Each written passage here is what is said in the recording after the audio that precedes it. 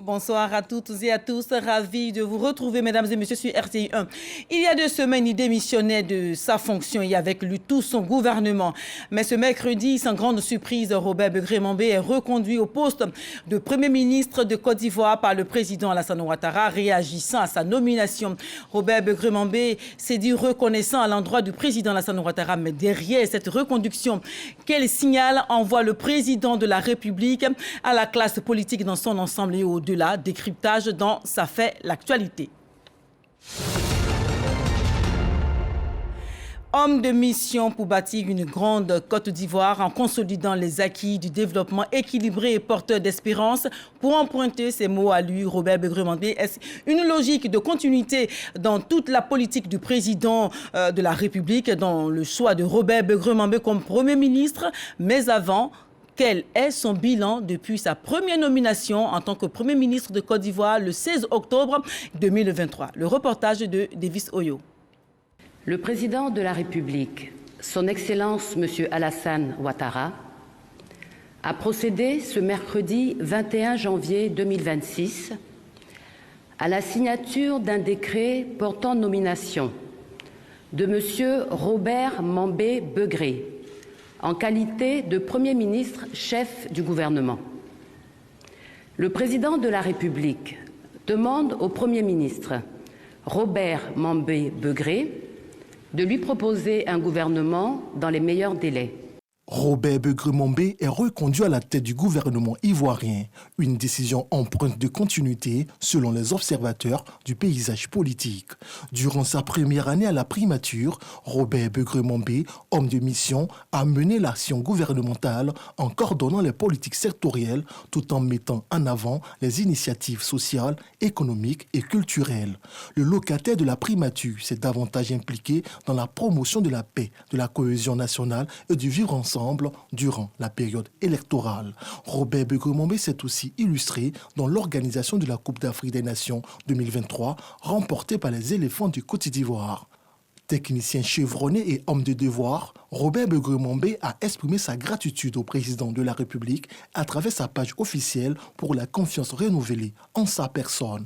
Il entend poursuivre sa mission au service de la nation avec une feuille de route claire, continuer l'accélération des chantiers structurants, consolider les acquis et améliorer durablement le quotidien des populations pour bâtir un développement inclusif, équilibré et porteur d'espérance pour une grande Côte d'Ivoire comme souhaité par le président de la République, Alassane Ouattara. On peut poser autant de questions sur l'efficacité des politiques actuelles.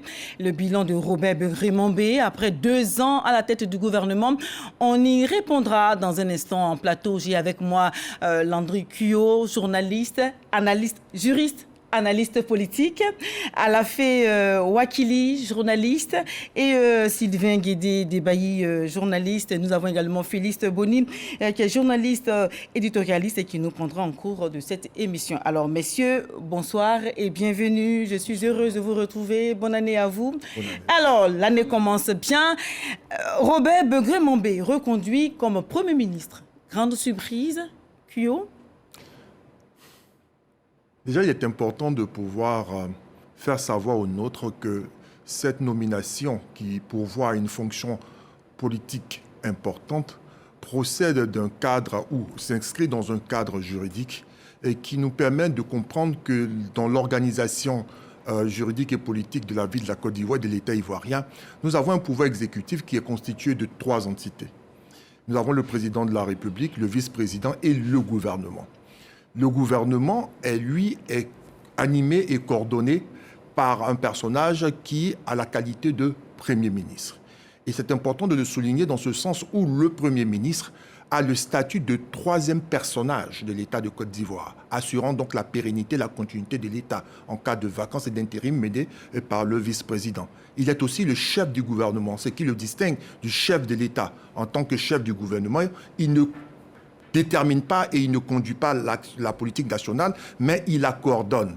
Donc cette nomination, elle est importante et donc il est important de se faire savoir que c'est un acte hautement politique et constitutionnellement établi. Maintenant, est-ce que Begré-Mambé, dans sa nomination, fait surprise? Non, pas du tout, parce que nous avons un homme dont la qualité, les aptitudes et les vertus lui ont permis de pouvoir satisfaire aux exigences du président de la République dans la mise en œuvre de la politique de la nation, en lui permettant de pouvoir traduire de manière très efficiente et efficace les politiques publiques et les projets structurants sur lesquels se construit la dignité et le rayonnement de notre pays. À la fin, Wakili, est-ce que vous êtes surpris? Non, pas du tout, parce que c'est vrai qu'il y a eu des séquences, des attentes, et il y a eu beaucoup de spéculations, mais nous est revenu que depuis pratiquement 2 semaines, le président de la République avait dit qu'on ne change pas un pilote en plein vol. Il a dit ça le jour où le gouvernement a été dissous. Donc ceux qui savaient cela ne sont pas surpris, encore que peut-être après avoir dit cela pendant le vol, président... Voilà, pendant le vol, tout peut changer. Oui, mais il n'y a pas eu de secousses depuis lors. Le vol, il n'y a pas eu de secousses, tout se passe bien, donc il n'y a pas de surprise. Sylvain Debailly. Je dirais qu'en 2023, non? Oui. 2023, octobre 2023. Oui, la nomination de Robert Begré-Mambé avait été une surprise, une vraie surprise. De sorte qu'on avait attribué le nom de Garincha au président de la République. Parce que là, il avait feinté tout le monde au moment où ça spéculait. Il est sorti, comme disent les Ivoiriens, dans le dos. Mais cette fois-ci, je suis à la fois non surpris, mais surpris aussi.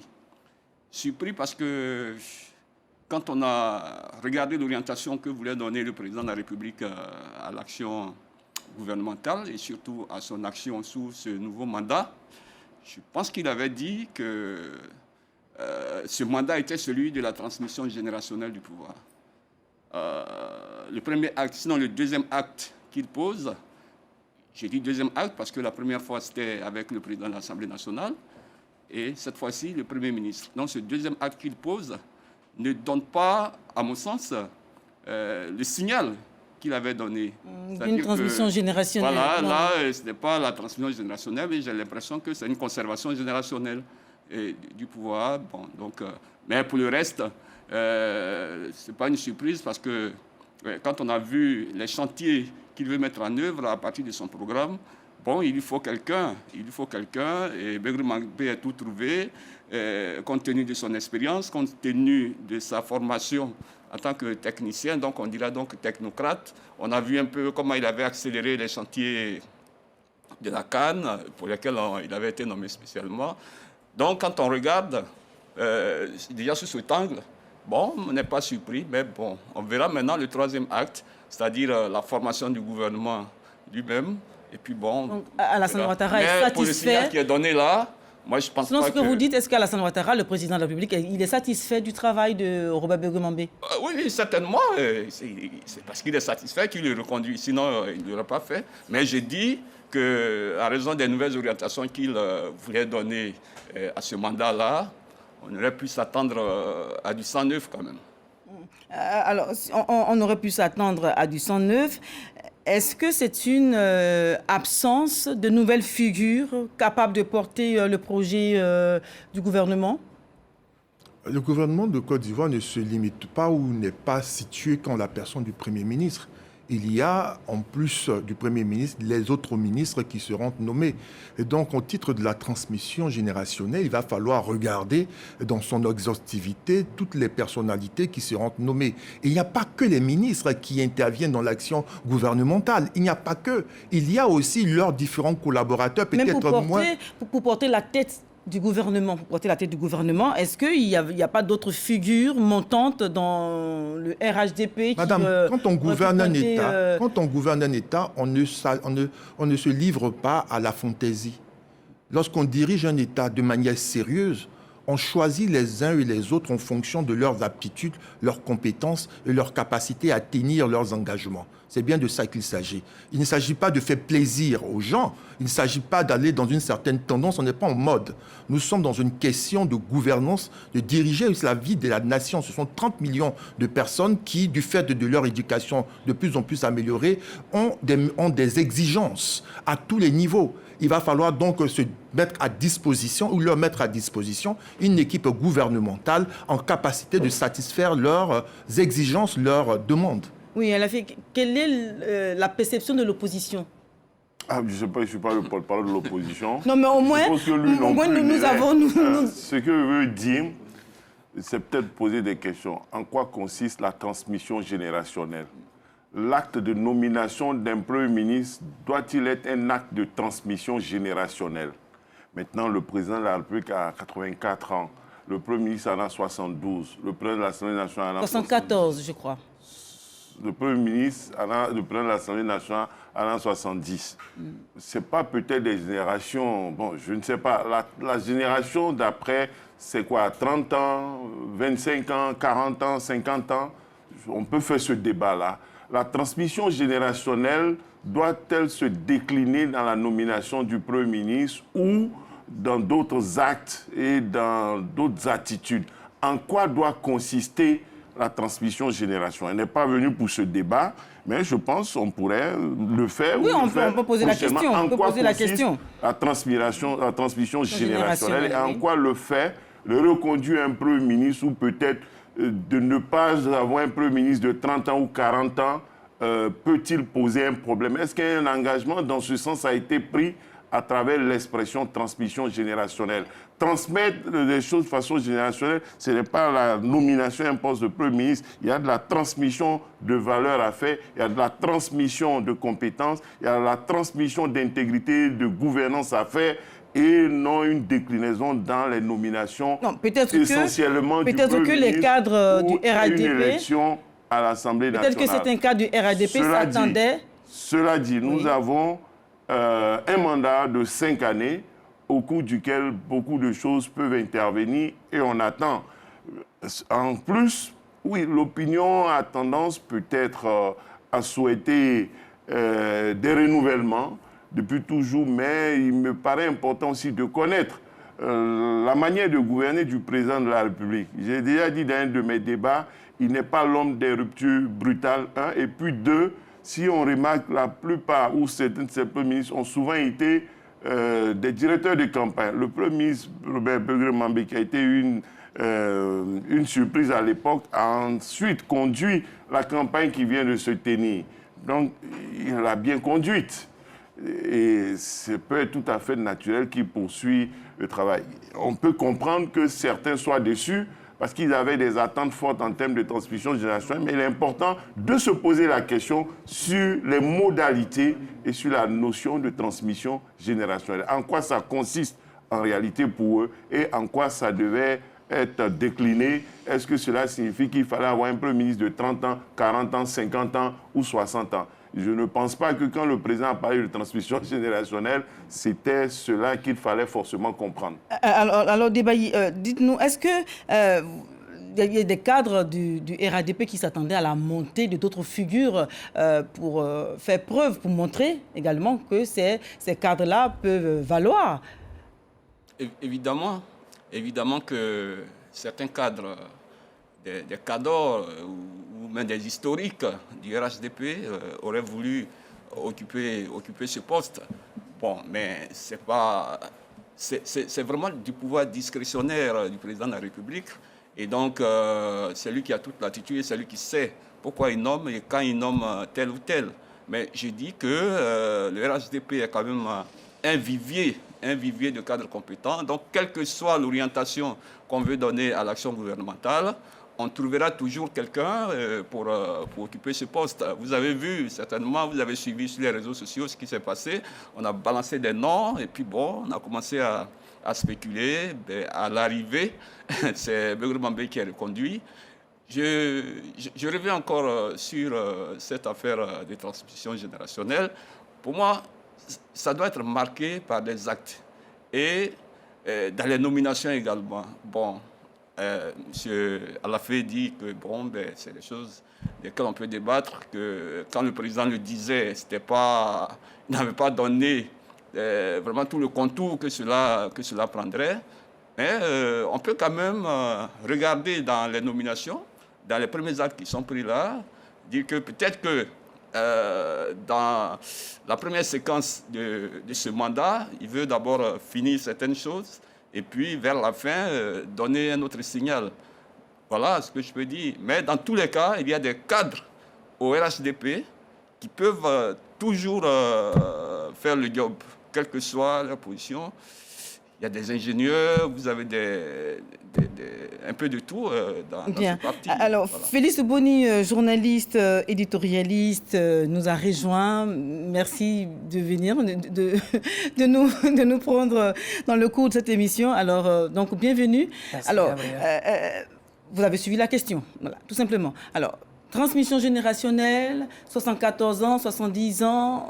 Qu'est-ce que vous en pensez? Quel est l'avis de l'opposition sur cette question-là? Bon, l'avis de l'opposition, je ne suis pas de l'opposition, je suis une opinion libre, donc c'est une opinion que je donnerai à titre personnel. L'opposition, peut-être les hommes politiques viendront donner leur position. Moi, je donnerai une position de journaliste. Pour ma part, j'ai écouté dans les coulisses déjà les positions de mes co-débatteurs. Je pense que la transmission générationnelle promise par le chef de l'État a fait que, dans l'attente de la nomination du Premier ministre, des gens voyaient éventuellement un nouveau visage que le Premier ministre Begré Mambé. On a vu comment ça traînait, les spéculations qui ont été faites, les gens qui ont annoncé, et jusqu'à ce que finalement ce soit ce mercredi que le Premier ministre soit nommé et qu'on retrouve le Premier ministre Begré Mambé. Je rejoindrai Alafé Wakili dans une de ses positions sur la question de la transmission générationnelle. Elle peut ne pas se faire à travers la personnalité du Premier ministre, mais elle pourra se faire éventuellement, elle peut se faire éventuellement dans la composition du gouvernement. Il peut y avoir suffisamment de jeunes qui pourront être, j'allais dire, injectés dans la nouvelle équipe gouvernementale qui va venir. Et moi, je pense que le temps que ça a pris pour qu'on ait un Premier ministre a dû être un moment d'embarras. On va spéculer un peu, on rentre un peu dans l'esprit du chef de l'État.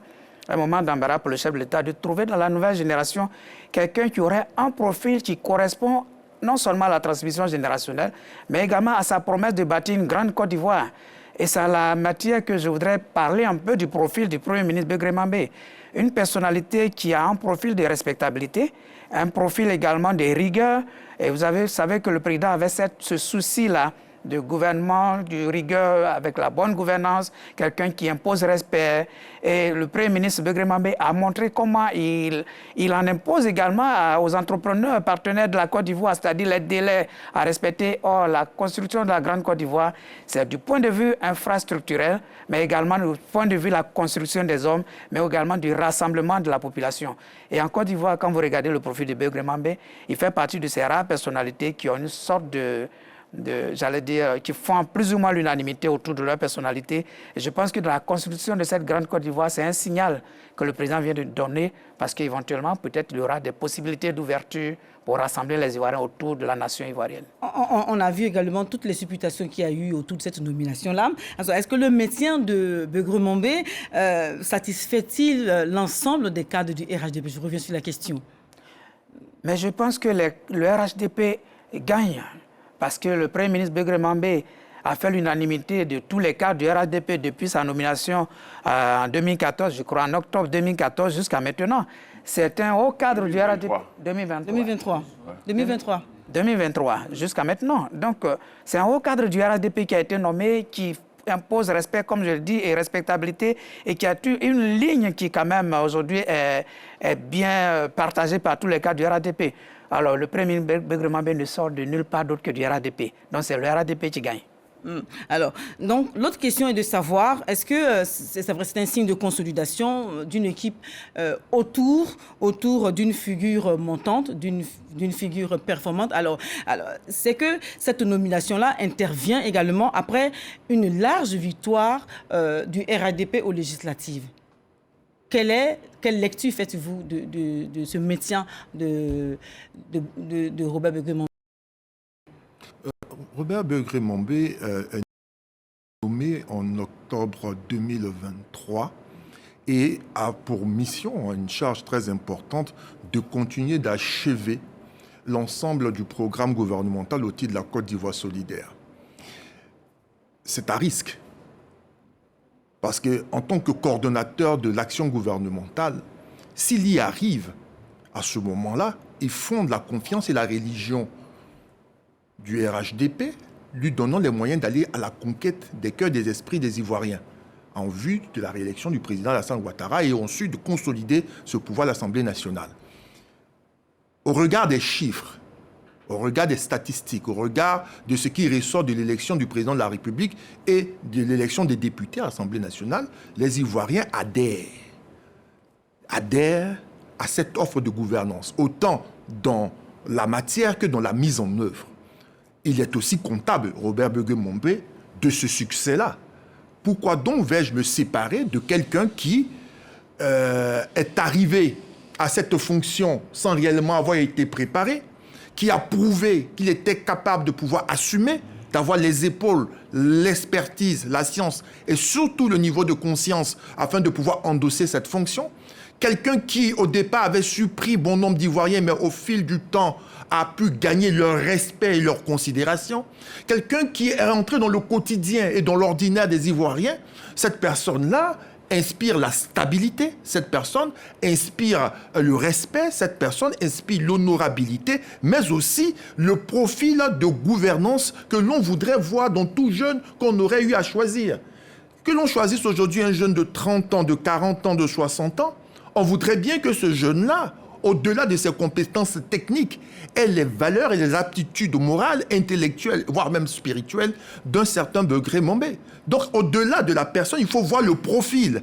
Et dans la transmission générationnelle, il faut voir ce processus-là qui nécessite la présence des deux générations, qui auront donc, dans un dialogue institutionnel, avoir à transmettre ce qu'ils ont de meilleur. Et donc, c'est tous ceux qui portent légitimement l'ambition de plus haute fonction de faire la preuve qu'ils sont prêts à mériter la confiance du chef de l'État, président de la République, mais aussi la confiance du peuple de Côte d'Ivoire disant qu'ils sont prêts. Je vais terminer avec ceci.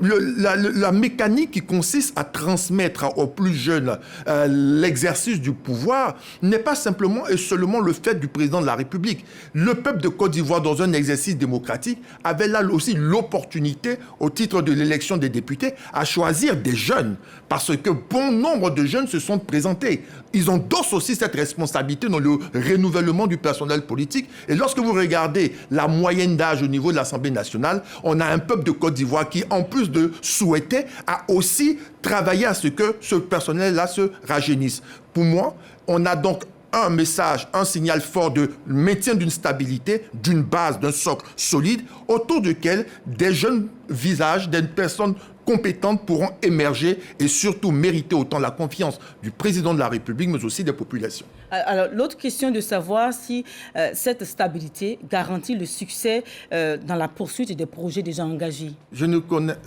Oui, allez-y, s'il vous plaît. Écoutez, c'est toute la démarche idéologique et politique du président Ouattara, et celle-ci est d'ordre universel. Je ne connais absolument rien qui prospère s'il n'y a pas une base de stabilité. Vous ne pouvez pas espérer construire un immeuble de 3, 4, 5 étages si les fondations ne sont pas solides, si vous construisez sur un terrain qui est instable. Ouattara a travaillé d'abord à stabiliser la Côte d'Ivoire d'un point de vue sécurité institutionnelle. Il a aussi, à partir de cette stabilité-là, élevé nos ambitions économiques en vue de pouvoir répartir la richesse nationale qui est produite. Mais les hommes avec lesquels il travaille doivent pouvoir inspirer et incarner cette stabilité-là qui est fondamentale pour lui. Oui, elle a fait votre... Voyez-vous ce que je voulais dire? Oui, la stabilité, elle est importante. Vous savez, un nouveau Premier ministre, un nouveau gouvernement, c'est 1 à 3 mois de reprise en main. Même une direction générale simple, un nouveau DG, quand il arrive, le temps, même si c'est un ancien agent de la maison, un DGA, le temps de placer, de faire les choix, de faire tandem avec tous les responsables, qu'on lui dise tous les petits secrets qu'il n'avait pas forcément de là où il était, le temps de recevoir tous les fournisseurs. Vous voyez, quand les ministres s'installent là, ils font le tour de leur structure sous tutelle, souvent pendant 3 mois à 6 mois, avant, pendant qu'il découvre tout le bon. Ça arrive souvent, on est obligé de changer, de faire ça, mais c'est des choses qui font perdre 1 à 3 mois. Donc cette stabilité dont vous parlez, elle est là. Par ailleurs, il ne faut pas oublier que la notion de transmission générationnelle, elle n'est pas inédite. Elle est ancienne. Elle n'a pas été créée en 2025 là, par le chef de l'État. Il l'a souvent évoqué. Ça veut donc dire que c'est une préoccupation au cœur, faisant partie d'autres choses de son action, tout comme la promotion des phares, des jeunes. Et à chaque séquence, il y a des actions qui sont posées. Entre lui, à l'époque, les choix qui avaient été faits pour Amadou Gon Coulibaly, c'était une manière de transmission générationnelle. Ça avait démarré. Et après, on a eu, à son âme aussi, un premier ministre comme Ahmed Bakayoko, qui n'avait même pas encore 60 ans. C'était déjà aussi la transmission générationnelle.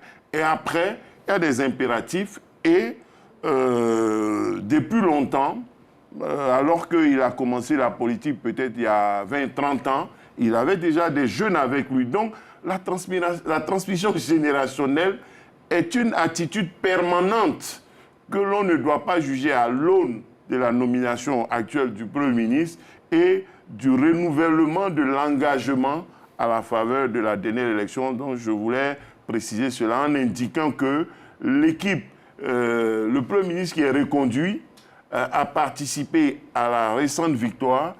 Et ça me paraît normal qu'il ait conduit le premier gouvernement du deuxième mandat de la troisième. Le gouvernement, enfin le prochain gouvernement sera le gouvernement Mambé 2.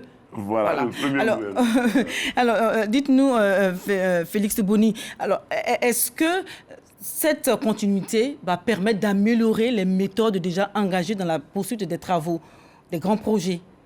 D'abord, je voudrais préciser que la transmission générationnelle, on a manqué encore au rendez-vous de la transmission générationnelle parce qu'il faut tenir compte le fait d'avoir un Premier ministre de 74 ans.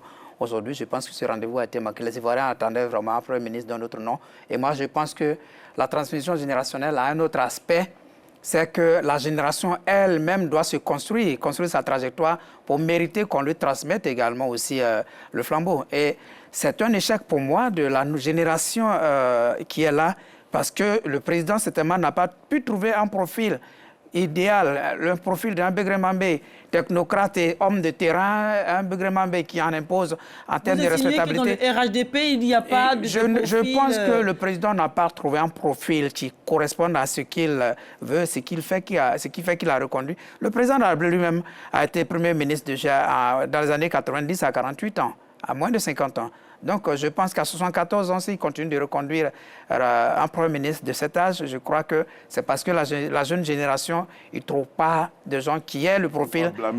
Je ne suis pas en train de les... Je ne suis pas en train de les blâmer. Question de stabilité, de continuité. Est-ce que c'est question d'incompétence de la nouvelle génération? Il peut y avoir des compétences. Il y a suffisamment de compétences au RADP. Mais l'objectif que le président veut atteindre, je vois, par exemple, je pourrais éventuellement citer des noms, mais je me réserve de les citer, des gens qui peuvent être premiers ministres, mais qui sont foncièrement de gros technocrates, mais qui ne sont pas des hommes du terrain. Qu'est-ce qui s'est passé réellement? Non, on ne peut pas savoir ce qui s'est passé dans la tête du président. Mais déjà, à travers son discours à la nation, le message à la nation de 31 décembre, quand on lit ce discours, les projets, la Grande Côte d'Ivoire, les promesses de campagne, on sait que le président a besoin d'un certain profil pour vêtements. Vous pouvez poser la question tantôt, est-ce que cela va améliorer les méthodes? Mais je crois que Begré Mambé va, pendant la période qu'il va passer à la primature, qui peut être longue ou peut-être courte, parce que ça peut être une période courte éventuellement. C'est pour cette raison que j'ai posé la question justement. Pour éventuellement lancer les chantiers, les grands chantiers, et probablement peut-être passer la main à une jeune génération qui est là, qui en attend, des jeunes que peut-être on va préparer pour lui succéder. Dans tous les cas de figure, et je le répète encore, la transmission générationnelle ne se fait pas uniquement à travers la personnalité du Premier ministre. On verra le gouvernement qui va être mis sur pied. Et je suis persuadé qu'il y aura de nouvelles générations, de jeunes générations qui vont être injectées dans ce gouvernement et qui vont éventuellement se préparer à la succession. Alors, octobre 2023 et maintenant janvier 2026, ça fait pratiquement 2 ans. Sur une échelle de 1 à 10, où notez-vous Begré Mambé, son travail? Oui, allez-y. Écoutez, je vais employer l'appellation qu'a adoptée un de nos confrères, pour le citer, Fernand Dédé, qu'il appelle le prédicateur de Songo. Voilà. Vous savez pourquoi? Parce que c'est un homme conciliant. C'est un homme conciliant, un homme affable. Bon, quand on le regarde, on ne sait pas si c'est une fois fâché. Ben, on n'a jamais vu sur un tabloïd ivoirien la colère de Begré. Bon, donc, faut dire que c'est un homme qui est un homme du milieu. C'est-à-dire qu'il peut avoir des amitiés aussi bien dans l'opposition que dans tous les cercles de pouvoir, tous les cercles financiers, économiques et tout.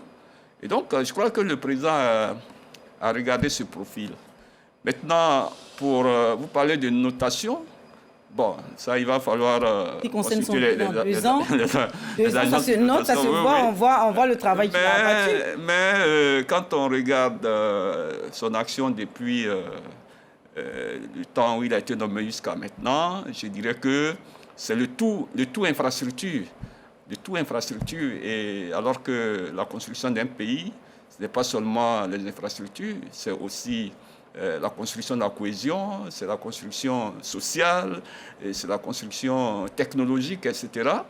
Bon, mais il a poussé son action comme il pouvait, en se départissant quand même de certaines questions. On ne l'a pas suffisamment vu dans les questions politiques. On ne l'a pas aussi, enfin, moi, de mon point de vue, je ne l'ai pas aussi vu suffisamment dans les questions diplomatiques, de relations internationales, surtout avec les voisins de la Côte d'Ivoire. Donc, sur une échelle de 10, comme vous demandez, je peux lui donner 6. Bon, là, c'est pas, je suis très cher en note. À la fin. Ce qui est sûr, je pense que le chef de l'exécutif apprécie son travail, il a été reconduit. Mais moi, je n'ai pas l'impression, entre buzz, entre l'humour des Ivoiriens, ce qui fait popularité sur les réseaux sociaux et des expressions sur la joie et les joies. Oui, oui. Pour monter, il faut descendre.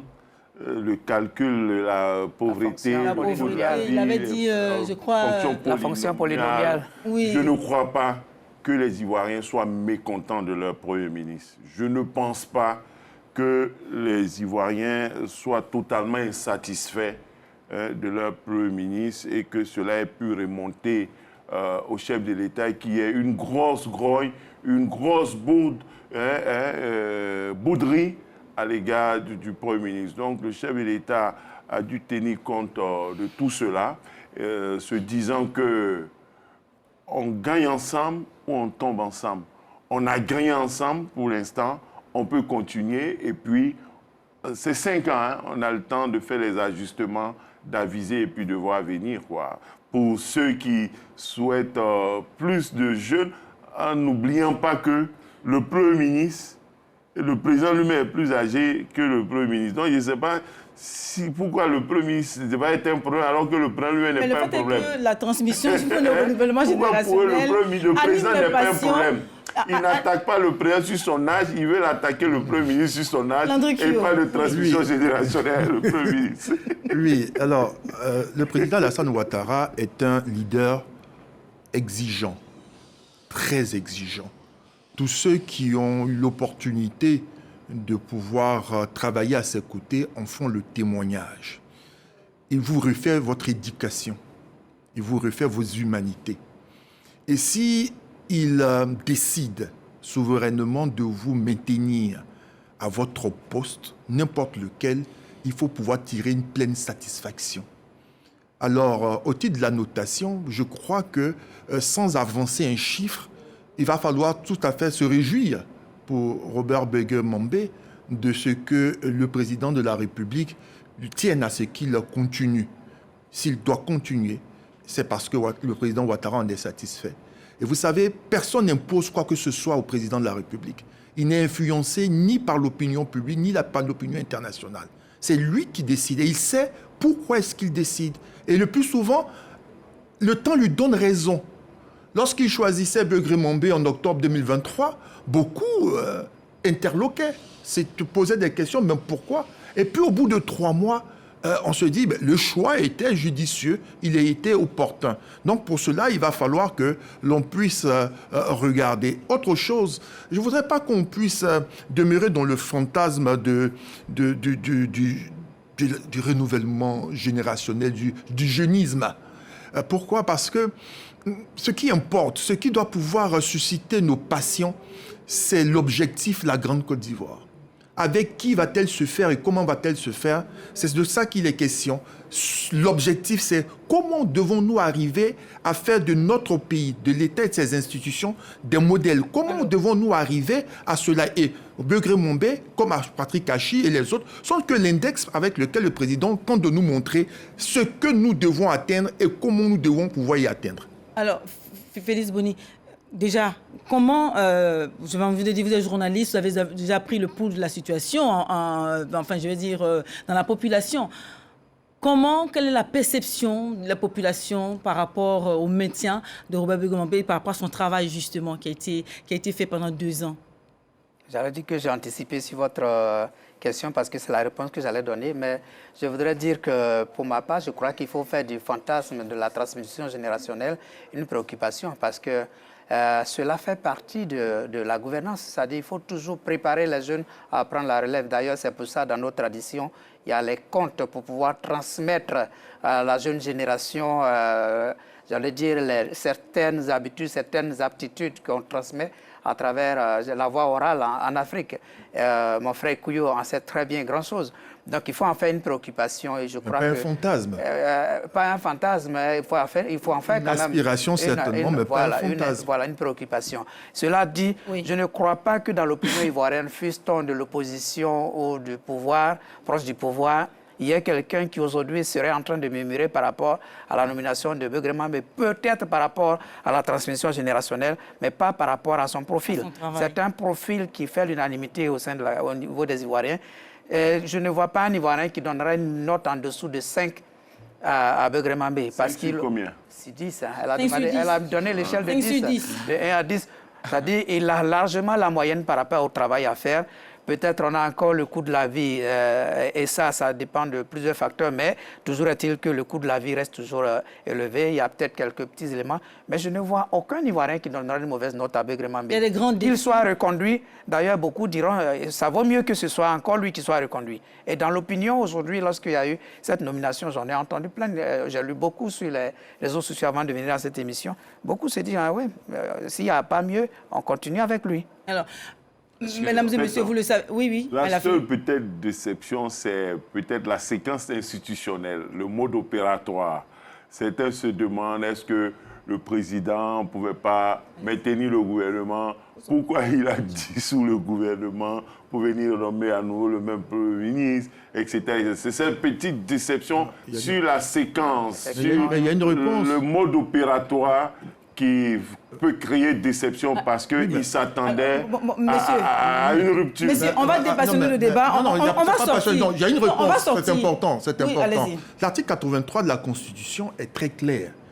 Le Premier ministre et les ministres sont solidaires devant on a une responsabilité solidaire devant le président de la République. La démission du Premier ministre entraîne systématiquement celle des membres du gouvernement. Bien sûr, ils le savent, mais ils disent que selon eux, moi j'en ris, on peut penser qu'ils sont un peu mécontents parce que le Premier n'a pas changé, donc ils font un débat de mauvais perdants, c'est tout. Sinon, l'article existe, tout comme aussi, mais ils avancent d'autres éléments.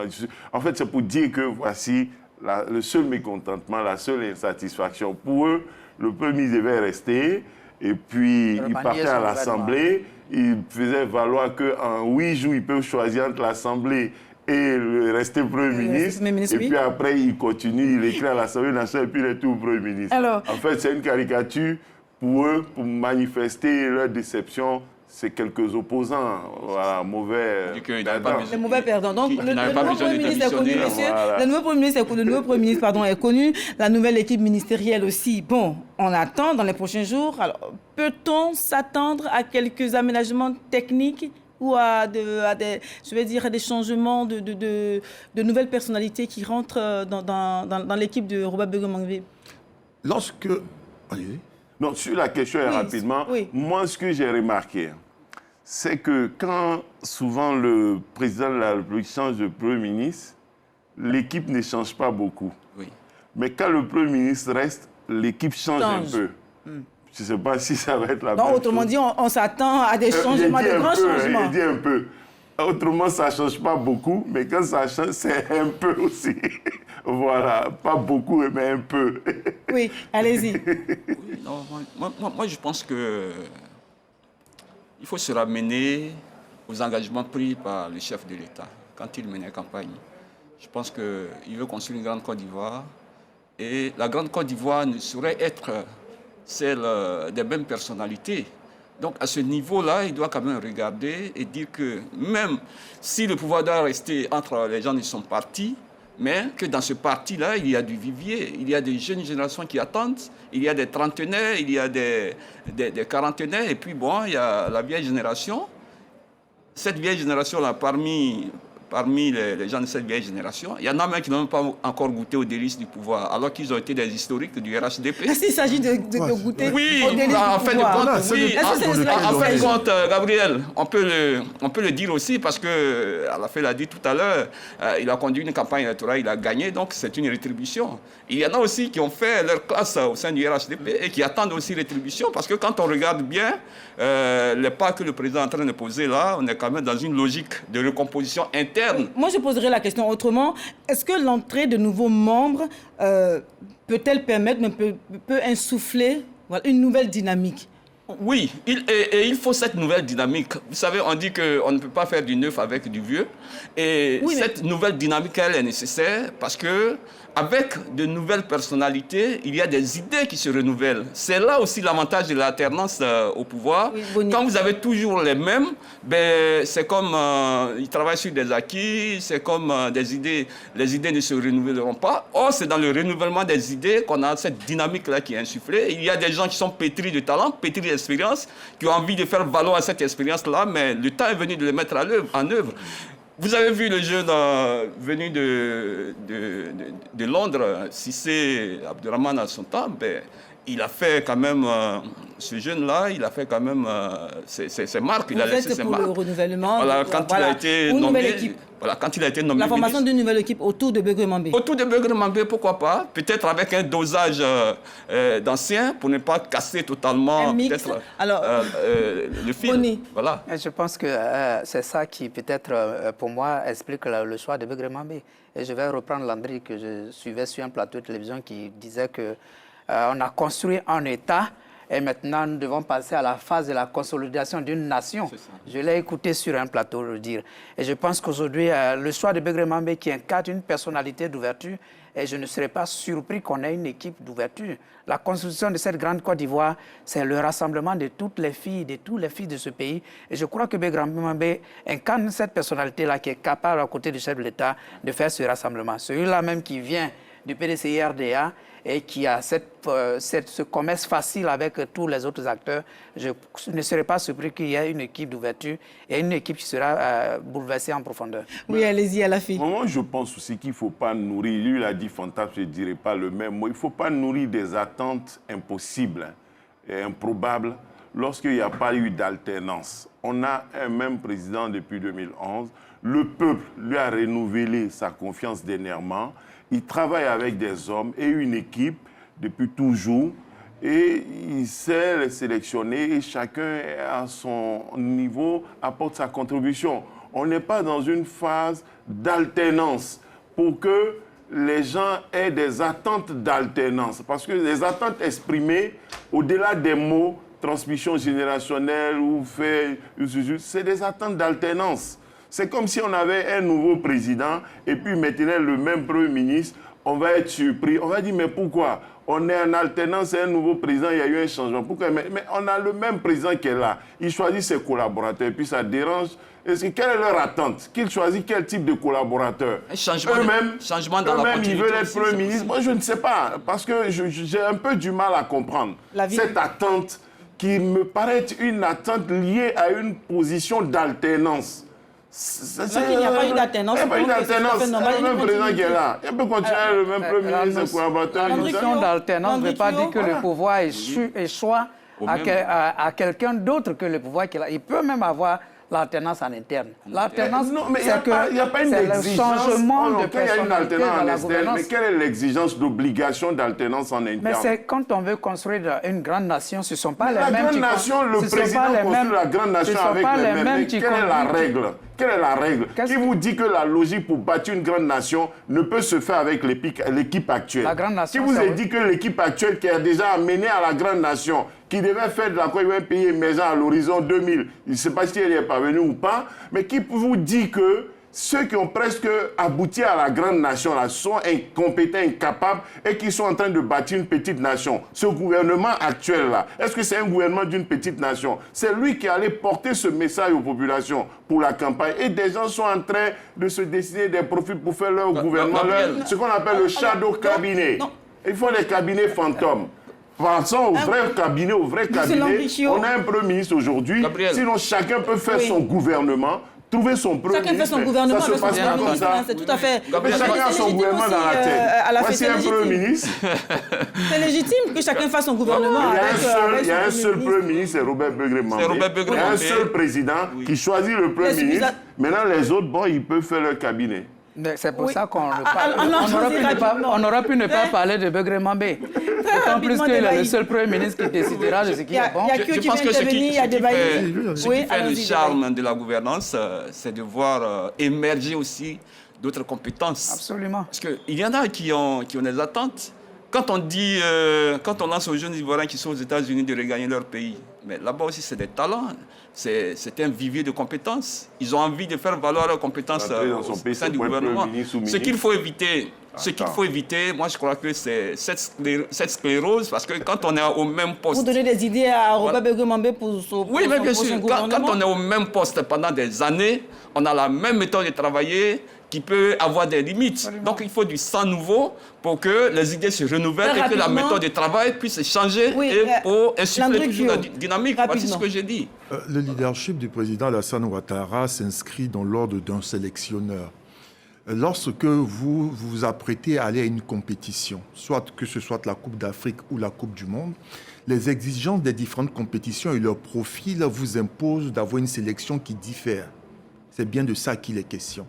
L'exercice ou la gouvernance Alassane Ouattara qui s'inscrit dans le temps est séquentiel. Chaque 5 ans, cela correspond ou fait corps avec le mandat exercé.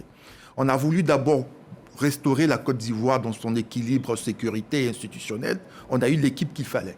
On a voulu faire de la Côte d'Ivoire une nation économiquement en essor. On a eu l'équipe. Ensuite, un État solidaire, pareil. Aujourd'hui, on veut faire une grande nation. Il va falloir faire confiance au président de la République quant à la sélection des hommes. C'est une question de compétence. Alors, je vais terminer. C'est une question de compétence, pratiquement la fin de l'émission. D'aptitude intellectuelle, d'aptitude politique, plutôt que d'une question d'âge. Et si le président de la République estime que pour cette grande nation, il va falloir mettre l'accent sur ses compétences, ces éléments-là qui sont des éléments fondamentaux, il va falloir lui faire confiance parce qu'au final, c'est lui qui est le chef, c'est lui qui conduit la politique nationale et il aura les hommes pour les atteindre. Nous sommes vraiment à la fin. Nous sommes à la fin. D'accord, je termine. Il a parlé de football. En une phrase. Si vous le pouvez en une phrase. Il a parlé de football et de sport. J'ai l'impression qu'on a 30 millions de chefs d'État, comme il y a 30 millions d'entraîneurs qui veulent dire à Faye ce qu'il doit faire. Oui, donc Robert Begré-Mambé est reconduit, mesdames et messieurs. Oui. Parfois, il suit. Il arrive parfois que ces clameurs-là parviennent au chef de l'État et qu'ils prennent cela en compte. Bien. Alors, Robert Begré-Mambé est reconduit au poste de Premier ministre. Vous le savez, l'annonce est intervenue ce mercredi par la voix de la secrétaire générale de la présidence, Masséré Touré-Koné. Vous l'avez suivi sur les antennes de la RTI. Alors, le chef de l'État a renouvelé sa confiance qui va être formé par Robert Begré-Mambé, le Premier ministre qui d'ailleurs a été réélu député à Songon. Sinon, sa reconduction est vue comme un choix de stabilité et de continuité, mais elle met aussi en lumière l'impératif, messieurs, de résultats tangibles et de réponses concrètes aux défis du développement. Alors, merci à tous nos consultants pour ces clés de compréhension, pour ces éclairages. Landry Kuyo, juriste, analyste politique. Alafé Wakili, journaliste. Sylvain Guédé-Debailly, journaliste. Et Félix Boni, journaliste. Et éditorialiste, j'insiste. C'est donc la fin de cette émission, mesdames et messieurs. Merci de nous avoir suivis. Restez avec nous sur RTI 1, la chaîne qui rassemble. Merci à RTI 1. Merci.